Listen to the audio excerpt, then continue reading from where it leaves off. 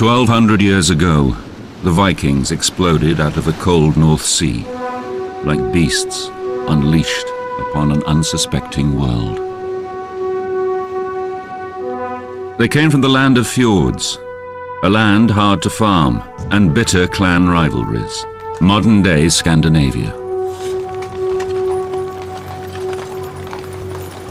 They left behind legends of their violence and courage, sagas of exploration and conquest, along with treasures buried in their Scandinavian homelands.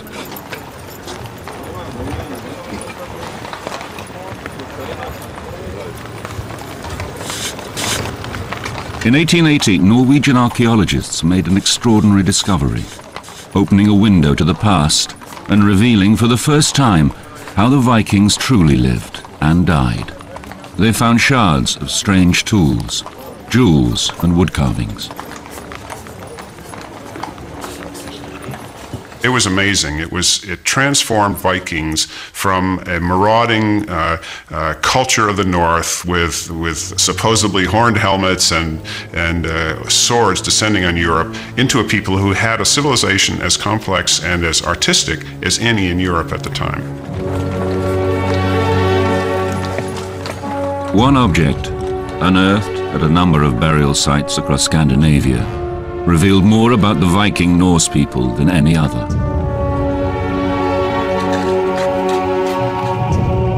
A grave ship, buried as a tomb and filled with the goods its owner needed for his voyage to the afterlife.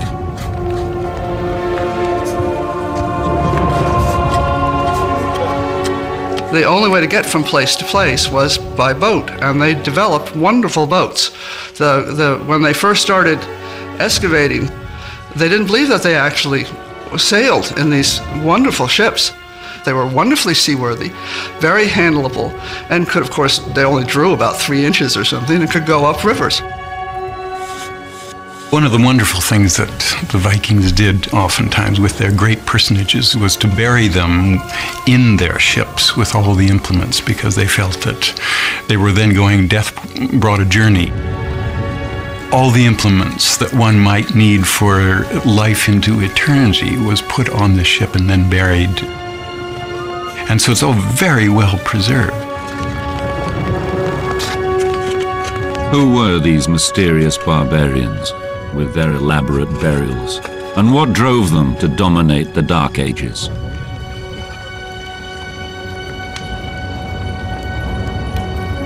Their story began in the late 700s in the uplands of Norway.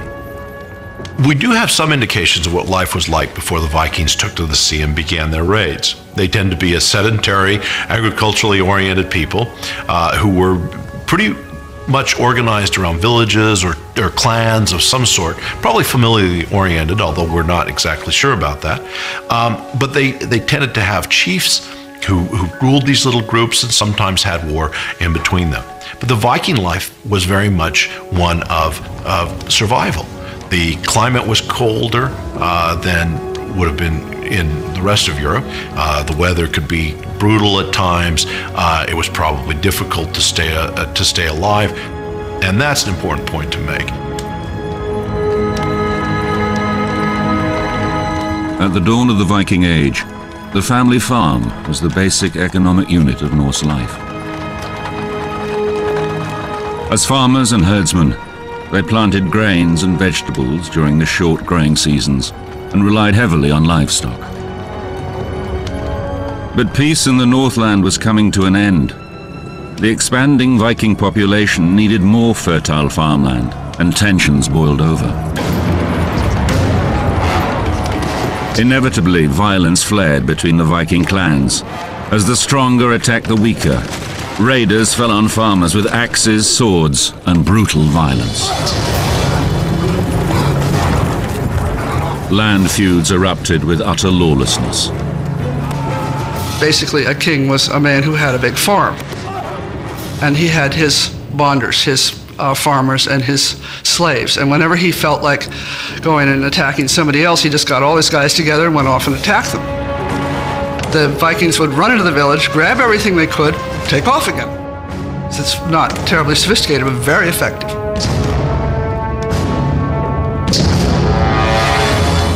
Some Vikings, however, set aside their differences and prepared to seek their fortunes elsewhere.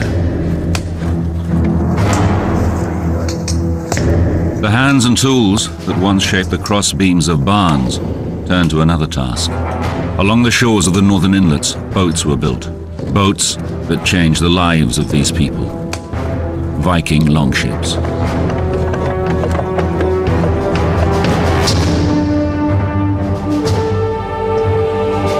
These extraordinary vessels, revolutionary in design, took history on a new course and launched an onslaught that dominated Europe and beyond for the next 3 centuries.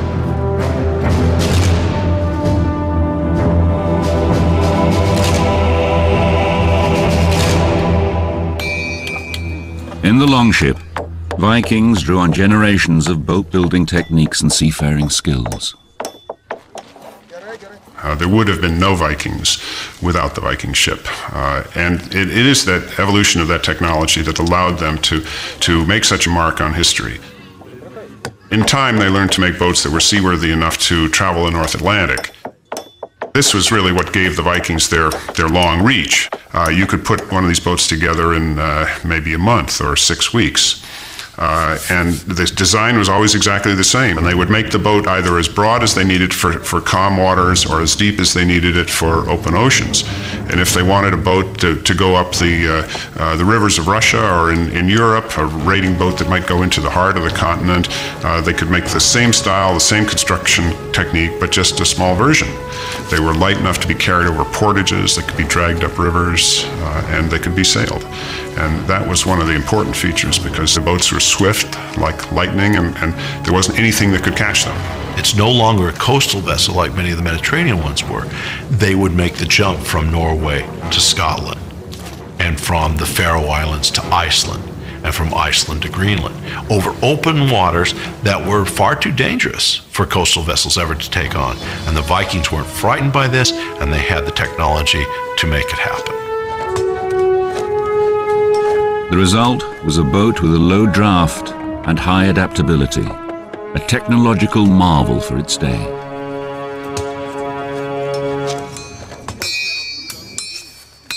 No single king or central government led these people. Each Norse village acted independently. Each declared its own king. The Vikings banded together on this bold mission, leaving women and children behind and taking to the seas. They were after plunder, so they armed themselves accordingly. Among the first victims of their raiding were the monks of Lindisfarne, home to St. Cuthbert's Monastery in June 793. Lindisfarne was one of the holiest places in the British Isles, rich with piety and with more tangible treasures. These monks their bells are ringing, they're going to mass, and up out of the sea come these dragons. And the Vikings came on them just like a storm and cut them down, carried off everything, and burned the place. The monks were met by hell. And they described it often as if the devils from hell are being unleashed on them. The Vikings were warriors, there's no doubt, but they lived by intimidation, fear, and terrorism. They were raiders. They weren't soldiers. I think they were extremely fierce and extremely greedy and extremely skillful. I mean, we think of these people as being barbarians, but in fact, I think the order of battle, the way in which they moved on a target in a very disciplined military way. The Viking warrior was a very simple war machine. It was a big, brawny Scandinavian, often dressed in leather, hide, armor. Each person was equipped with very simple tools: a knife, a sword, and a battle axe. And reportedly, it was the battle axe that was the fiercest of these weapons because the Vikings had tremendous skill in throwing these axes to, lop off people's heads or incapacitate them. The monasteries along the coast particularly appealed to the Vikings. because of their great accumulation of wealth and the passivity of the monks. The Anglo-Saxon Chronicle, begun in the late 800s, is the primary source of English history from the 5th to the 11th century.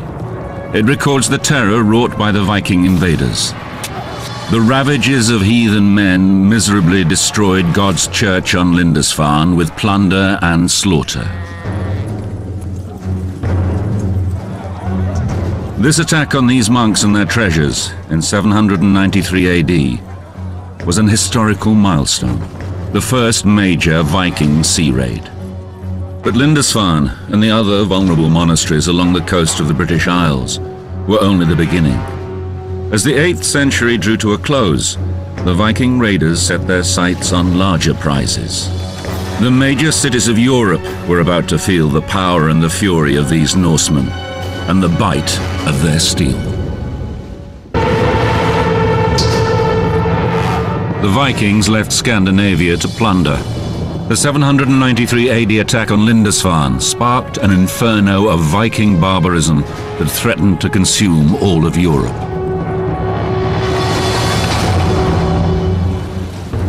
By the middle of the 9th century, only 50 years or so after Lindisfarne, word of Europe's removable wealth had spread. Norse families, villages, and whole communities banded together to build longships. They planned to improve their situation at the expense of those across the sea. All the Spaniards later, when they came to America, they were looking for gold, but the Vikings were looking for silver, and silver was the great thing to them, and a lot of the religious implements, crosses, and the various things that one finds in a monastery were made out of silver. The Viking factions headed out across the sea with no single ruler to unite them. Even when their fleets swelled to scores of ships, each still acted independently, making the onslaught all the more difficult to stop. As the reputations of individual Viking leaders began to grow, so too did their ambitions. Europe was theirs for the taking. Europe is an odd continent in that it is crisscrossed by rivers that are all navigable. Unlike North America or Africa or some of the others, which only have a few very large rivers, Europe has many. So almost any large body of water that the Vikings could take their vessels down, remember they're narrow and they're long and they don't take a lot of water. One of the first major river attacks came in 845 AD at the hands of a notorious Viking leader, Ragnar, a Dane. With a fleet of 120 ships, he seized upon the legacy of Lindisfarne with a vengeance, using the Seine to attack Paris. Before they got to the city, Ragnar's Vikings decimated the French advance force on the banks of the Seine, marching their French captives to a hideous end. They were basically terrorists, and they relied on the terror to ease the way quite a lot. They didn't want to do any more work than they had to, so it'd be as awful as possible. There was a famous Viking who was known as the child lover because he would not throw babies into the air and spit them on his sword as they came down. I mean, these were not nice guys. A local monk, Ermentarius, described the Viking onslaught and devastation that continued for decades along the Seine and Loire rivers. The number of ships grows. The endless stream of Vikings never ceases to increase. Everywhere, the Christians are the victims of massacres, burnings, plunderings. The Vikings conquer all in their path, and nothing resists them. When the large Viking fleet sails down the Seine River and proceeds on Paris, this huge town that is well defended, the king of France, who is residing in Paris, chooses instead of facing them and the possible destruction that could come from facing the Vikings, actually decides to buy them off. The King of France, Charles the Bald, paid Ragnar nearly 6 tons of silver and gold bullion to get the raiders to leave and never come back. it had the opposite effect. As word spread that such loot could be had, that land and goods were everywhere, the pillage of northern Europe continued with a fervor.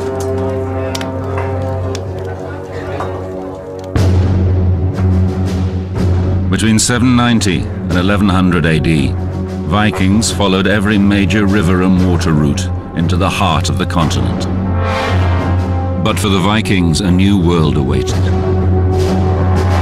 Norwegians wrote perhaps the most colorful chapter in Viking history. As fearless explorers, they colonized Iceland and Greenland as they pushed further west. With this colonization came the story of two legendary Norwegian Vikings, Eric the Red and his son Leif Erikson. In the late 900s, Eric became the first to settle this unforgiving land.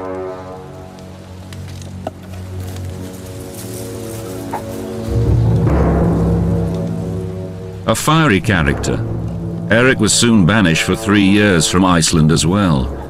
He sailed west and settled on the east coast of Greenland.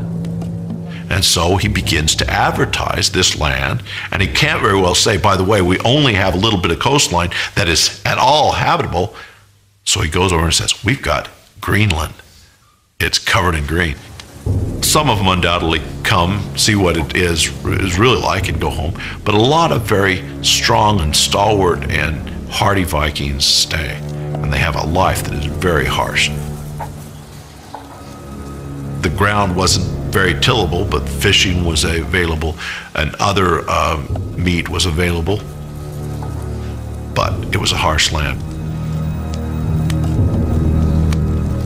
During Eric the Red's leadership, a Norse agrarian society scratched a living in this distant land. For government, the villages convened at Althing, a kind of public assembly or court of law transplanted from their homelands. Here, free men had the right to speak in their defense and on issues of community concern. From this community of freemen came Eric the Red's son, Leif Erikson. Like his father, he yearned to explore. In the year 1000, he set sail.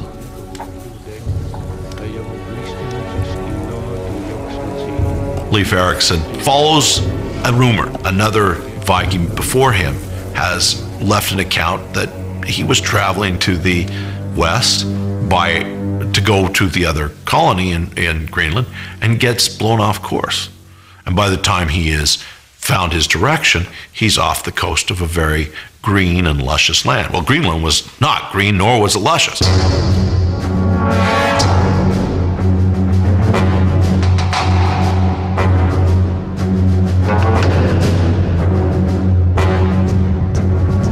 This is a fascinating thing, and still very, very controversial in a way. I personally believe that America was discovered by the Vikings in or about the year 1000.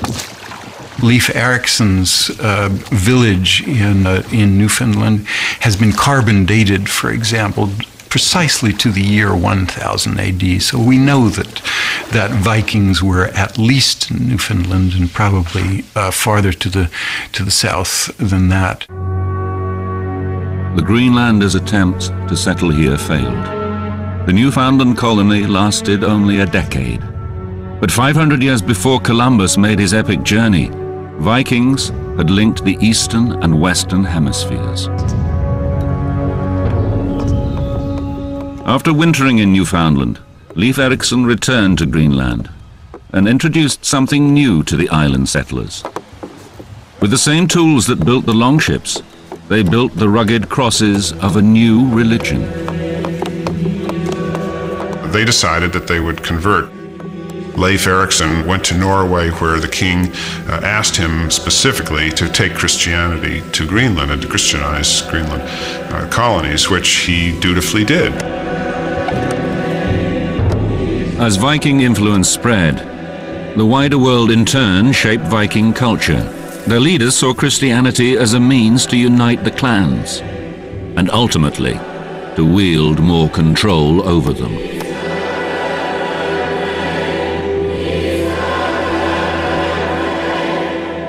At the dawn of the 11th century, 200 years after the attack at Lindisfarne, the Norse people still had no single king and little sense of solidarity.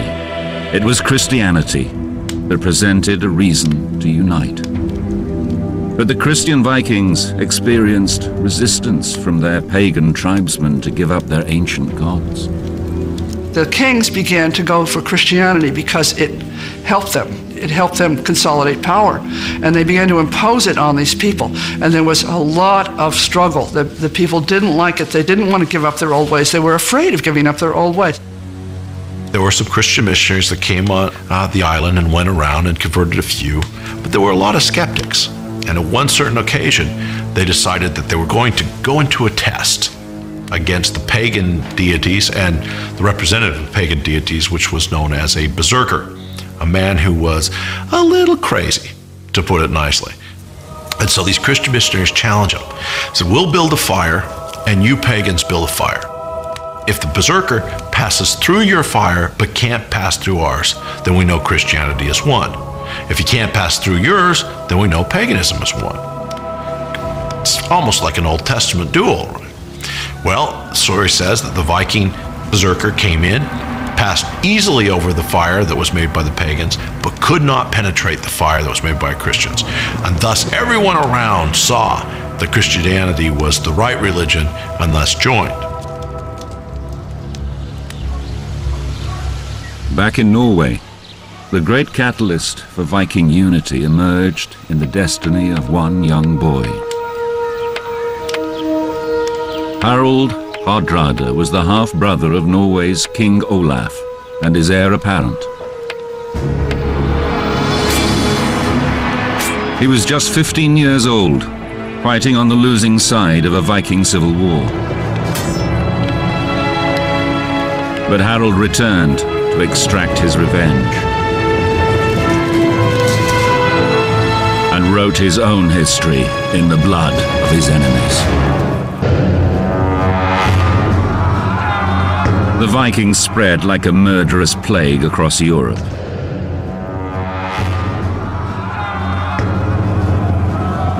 The first to fall were unarmed monasteries, but soon the invaders took terror deeper into the continent.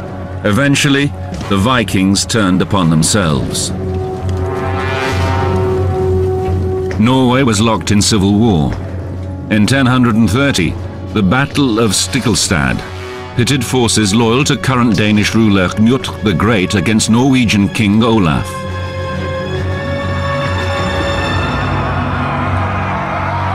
From the ashes of the infighting, a young warrior had risen, Harald Hardrada, King Olaf's half-brother and heir. In the middle of the 11th century, as Harald grew to manhood, he developed the ambition to lead and unite Norway. But first, he had to win the power to do so.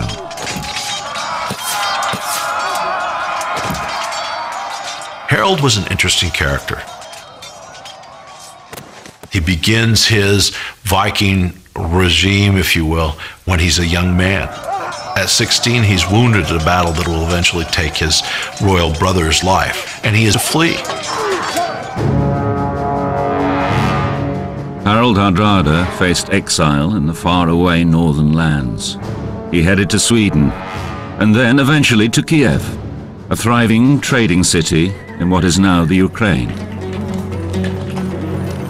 In 1031, he followed the route of the Swedish Vikings, who had established trading centers during the previous 2 centuries to access exotic eastern goods. The Swedes came as violent raiders, but stayed to become traders.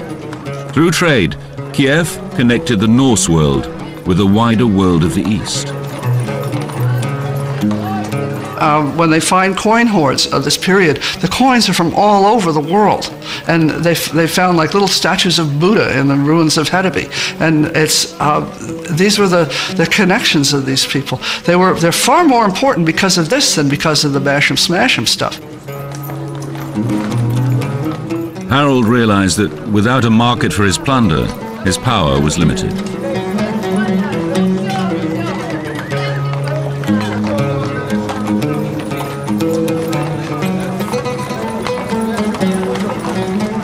The Vikings had lived on trade for hundreds of years. When you go out there and you trash a monastery and you grab a bunch of cups and some manuscripts, you're not going to take them home. You know, what use are they to you? You have to go someplace and swap them for what you really want.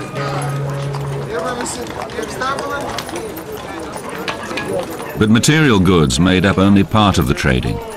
The Vikings also dealt in men. As slave masters, they traded the men and women captured in their raiding parties. Women died in those days at an appalling rate in childbirth, so you had a constant resupply with women, and they would seize the girls and carry them off and undoubtedly rape them, and then take them to slave pens and sell them off.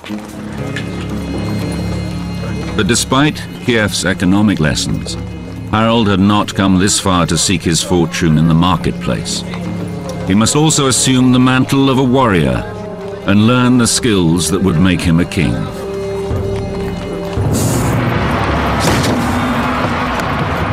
By the year 1038, Harald had grown confident and hungry for plunder, leading an elite force of Viking mercenaries.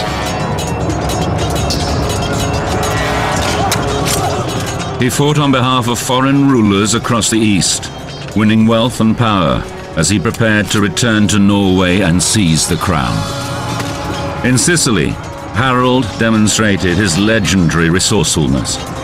Harald's generalship is characterized not necessarily by great courage, but by great slyness. And this is a major Viking virtue, is rather than go and just bash people over the head, if you can be sneaky, you know, they prefer that. One of his tactics was they came to a city and they besieged the city, and he had his men capture the little birds that were flying in and out of the city. And with pitch and string, they attached little burning twigs to the backs of the birds and let them go. The birds flew back into the city to their nests in the thatch, and immediately started the city on fire, so they took the city. In King Harald's saga, 13th century Icelandic historian Snorri Sturluson told of the plan's effectiveness in conquering Sicily. At that, all the people came out of the town begging for mercy, he writes. The very same people who had been shouting defiant insults at the army and its leader for days on end. Harald spared the lives of all those who begged for quarter and took control of the town.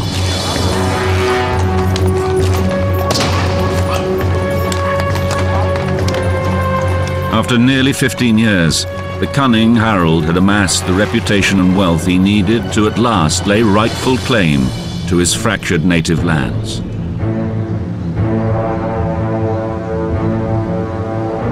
In 1046, he headed back to Scandinavia, a famous mercenary with the riches and ambition of a king, but without a title.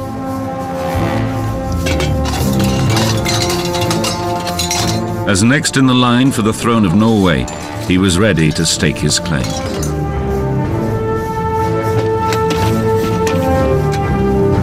Problem is his nephew's on the throne now. And so in order to reclaim it, he has to do a little dealing. All right, what do? He's a pretty politically astute individual, and so, of course, he makes a deal with his nephew that they can co-rule the throne. That works. Nephew dies in a year. We don't have anything to suggest that Harald puts him to death, although there are certainly accusations that are thrown in this direction. Harald doesn't deny them, and ultimately Harald is now back in charge of Norway. With Harald's claim to the throne completed, he moved to assure his power remained unchallenged. In 1047, he set out to obliterate his adversaries. In a brutal mixture of tactics and vengeance, Harald unleashed an unholy fury against all who opposed him.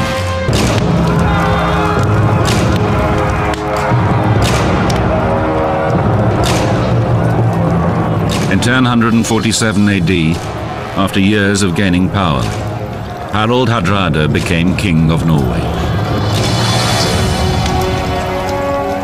He ruled the Vikings through sheer force.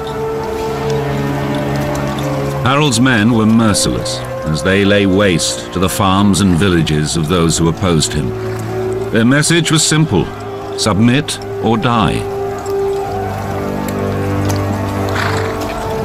Across the country, Harald's enemies paid the ultimate price for their disloyalty.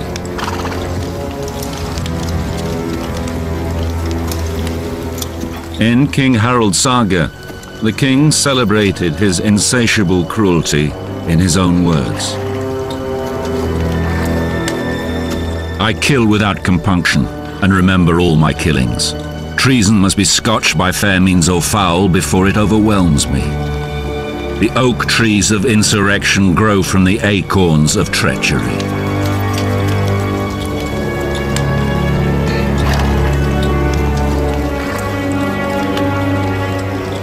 With the insurrection crushed, a celebration was in order.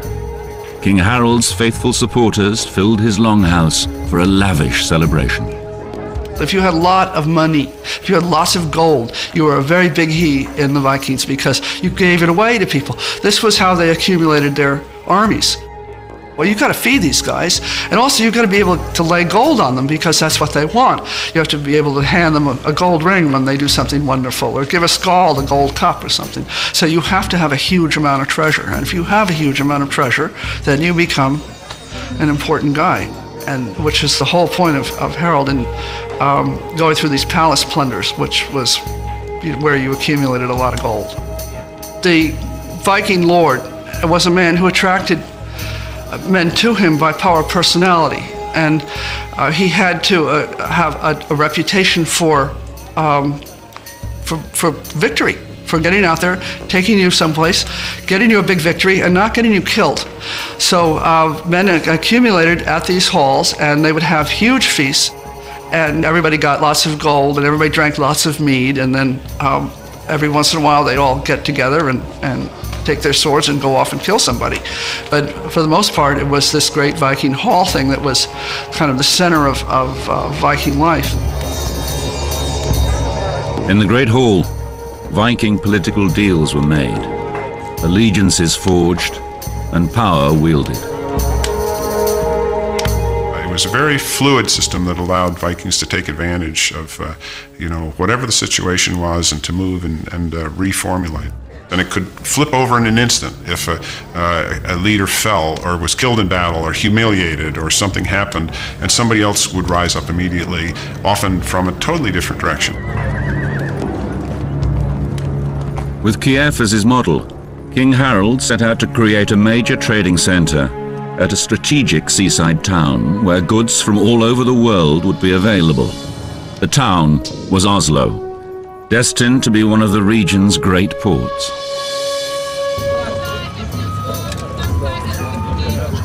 King Harald knew it was trade that would unite the Viking people and bring them the wealth and stability they desired. The markets of Oslo brimmed with goods from Viking farms, wheat and vegetables, furs and fabrics. Viking longboats brought back goods from all over the known world: spices, gold, textiles, precious stones and slaves. Pottery and glass from Germany were traded, silver jewelry from France, and coins from the faraway Arab lands.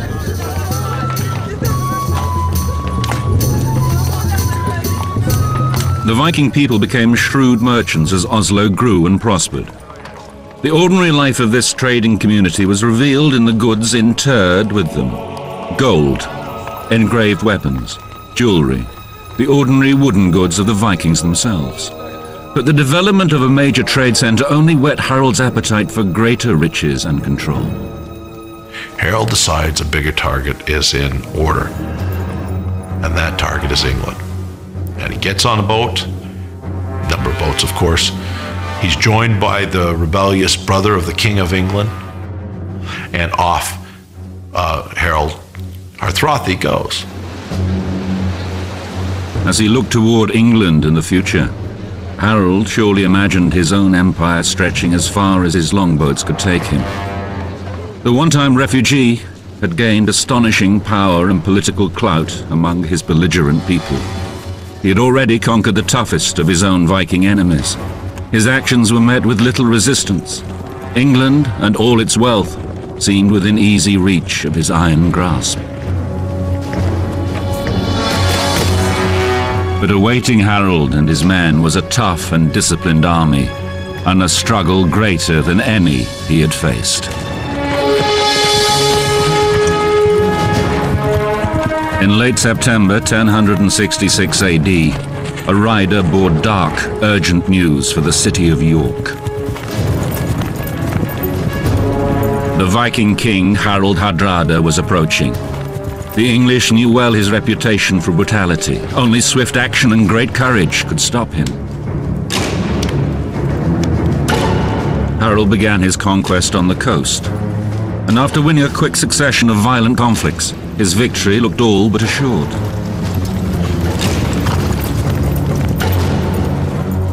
York seemed prepared to surrender.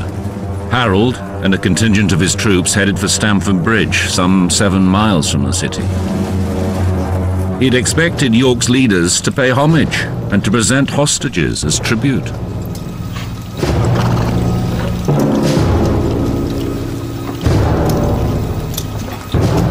In fact, Harold was so convinced that the north of England was already his, he had less than the full complement of his men with him. And they left behind their armor. But the English were not so casual. Their king, Harold Godwinson, marched his soldiers in double time through the forest to cut off the Viking army. The swordsmen wore chainmail, and the archers were well armed.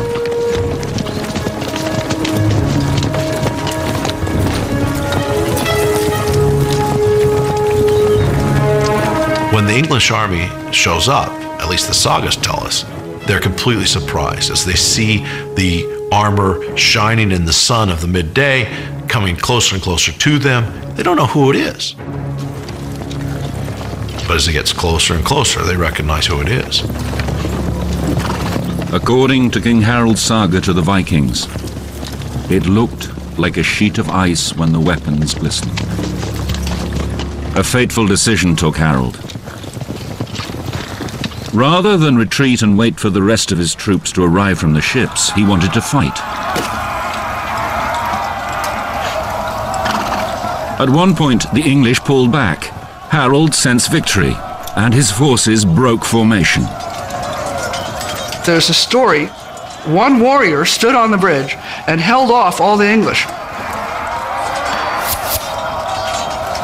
These were tiny, tiny armies, but that's not unheard of in the Middle Ages, where battles with large numbers of armies are not that common. According to King Harold's saga, Harold rallied his men with these words: "Carry your head always high in battle, where swords seek to shatter the skulls of doomed warriors."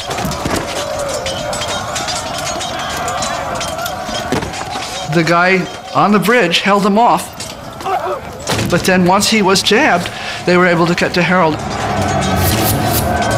With the bridge open, the English soldiers poured down on the lightly armored Viking forces, cutting through them like a scythe. The battle was savage.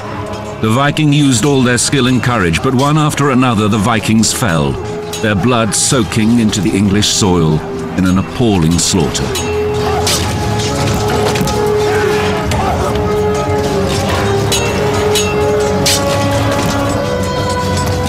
The Viking sagas recount the struggle. The fight-sharp leader's heart wavered not. The strong king showed all the greatest courage in the thunder of the fight. His bloody sword wounded the enemy to death. In the midst of the battle, an arrow, well aimed or guided by fate, lodged in the throat of Harold Hardrada. Harold's reinforcements arrived late in the day, too late. Outnumbered and outmaneuvered, the Vikings faced an almost total rout. By nightfall, the Viking defeat was absolute. Harold Hardrada arrived in England in September 1066 with thousands of soldiers and the grandest ambition, but found only ruin and death. Harold Hardrada had 270 ships to bring over his army from Norway, and only 30 returned. In the decades following, the Vikings continued their sporadic attacks, but none reached as far or came so close to empire as Harold at his last stand.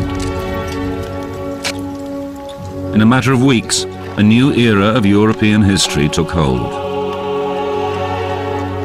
By the time of Harald's death in 1066, Viking influence had spread deep roots throughout world culture, trade and history, and sowed the seeds of Viking downfall, assimilation, their absorption into the lands they colonized, and the spreading, unifying force of Christianity brought about their end as much as any single defeat in battle. Essentially, Europe's history changes. Russia is now Russia, land of the Vikings. The Rus were Vikings. Normandy is now land of the Normans. The Normans were Vikings. Ultimately, the Normans would conquer England. And so their legacy is extensive in the history of Europe. As warriors, as settlers, as explorers and traders, Vikings were agents of an extraordinary social and political change, spurring global economic growth and the fortification of Europe, along with the development of national identities, advances in shipbuilding and navigation. Their brutal raids gave Vikings an enduring reputation as barbarians, but in their quest for opportunity, for riches and control, the Vikings didn't destroy Western civilization. They enriched it.